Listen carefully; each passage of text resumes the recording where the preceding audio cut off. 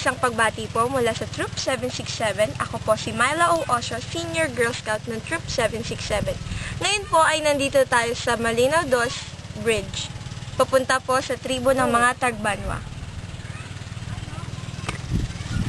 Ito po ang unang pagkakataon na sumali ang Palawan Council sa PHL o Pilar Hidalgo Lim Troop Award.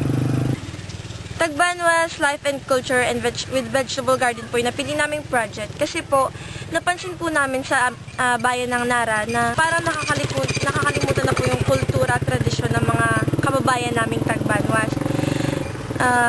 Ito po yung napili naming project para i-promote na rin po ang kanilang tradisyon at kultura. Sinaliksik po namin ang bawat kwentong bayan, nawa namin ng maliliit na aklat na upang ipamigay sa mga schools. Mamimigay rin po kami ng CD at video. Follow po sa mga CD na yon ang kanilang kwentong bayan, na in-upload po namin sa YouTube.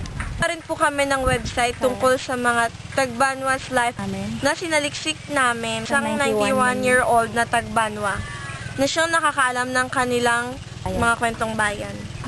Inaasahan po namin na sa pamamagitan ng project na ito ay may promote po ang tradition and culture ng mga Tagbanwas dito sa aming bayan. Napakalayo po ng lugar ng mga Tagbanwa dito po sa Malinaw Dos at mula sa bayan po at nilalakad po ito namin. Nakakadaan po kami na hanggang 2 bridge at pangatlo na rin po dito ang Malinaw Bridge. Masaya naman po kami sa aming paglalakad kahit po mainit at nakakapagod. Pilit po namin pinupuntahan ang mga Tagbanwas para na rin po makahalubilo sila at matutunan ang kanilang kultura.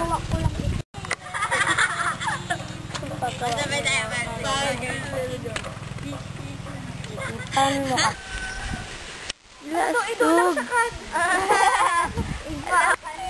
Di ba yan?